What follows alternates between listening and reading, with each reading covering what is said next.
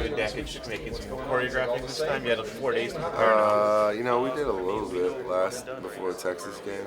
We took about like 10, 15 minutes and talked. But we got a few sleepers out there, so watch for us. Do you got to go bigger when it's the Sweet 16, next level? You just got to take it to the next level? The handshakes? Of course. Go big or go home. Who comes up with the ideas? Is it you or is it him? It's both. It's whatever the team wants, whatever the fans want, just to get us pumped up and stuff. So.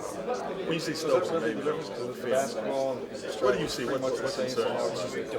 They just crash the offensive glass and defensive tremendously. They're both relentless, and their will to get the ball is, they're like unstoppable. So, I think we had a good shot matching up against them. We just need to set the tone early and keep them off the glass and keep them outside the paint. And I think we have a good shot. How big a benefit was it that you played Texas in that last game? It seems to be similar in the types of what they do. I think it benefited us pretty well just to show that Jordan and Glenn could stick with those bigger guys. They both had 6'11", 6'8", and these guys might have a little bit more weight on them, but I think Glenn will hold his own, and J-Mo should too. You guys got a bunch of great shooters on this team. If it's a team-wide game of force, team game of force. I don't know. I don't really want to say. Don't want to pick one? No, I'm not gonna pick one. We'll see. We'll find out Friday. You think Glenn turned some heads last week going up against Holmes? That was one that people thought there was really no way he was gonna be able to defend that, and ended up being okay. I had ultimate confidence in Glenn. He just needed to get his confidence level up and make a few stops and get him going on offense. And he had a great game, and I expect that from him tomorrow. You think that's important for him the first couple trips? If he doesn't give up too much ground, you think that's a confidence thing? Yeah, I think so. Like I said, as long as we set the tone early, physicality-wise, be a lot tougher as a team, and I think we have a good shot. You talked about dropping some weight. How have you changed your diet? What's changed?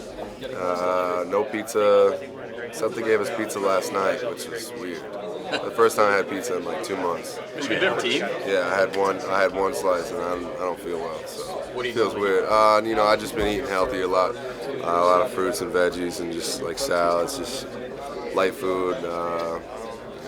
Just staying out of fatty foods and stuff, so I feel good though. There's a lot of talk over the summer that you were in great basketball shape before you got hurt. I mean, were you probably the best shape of your life at that point, would you say? Yeah, I'd say so. Best skill level too. I felt great that last summer, and so I expect to get back there. It's just a process. What'd you do to prepare? What made you better in terms of skill level? What specific drills? Just staying consistent with my diet, being in the gym, weight room, just everything. Staying 100% focused. Beeline had you doing Lycan drills and all that? A little bit, just more motivation on my own. Just coming off the loss, the national championship, we wanted to prove something, and I wanted to lead the team back to the Final Four, but it didn't happen. But we can still get back there, and I'll still be one of the leaders, just not on the court. Are you still in you never know mode? I don't really know, to be honest with you. You don't know if you never know. Yeah, exactly. You never know if you don't know. So that sounds like a Horford. Yeah, a Horford. It probably is. I would love to play, but as of right now, no. At all. I don't know if we make it to next weekend. You never know. What was the period of acceptance like for you? I mean, how long were you kind of down in the dumps when you thought it started to look like you probably weren't going to be able to make it back? I never really got to that point. I realized that I'm going to have to work through this adversity, and once I realized that, I had to get surgery and stuff, and I'm gonna have to stay motivated afterwards and try and get healthy. And ever since then, I felt great, about my team, by myself. I've never been in a better situation right now. What I've gone through, it made me view things a lot differently, and I just don't take anything for granted now. How'd you hurt it?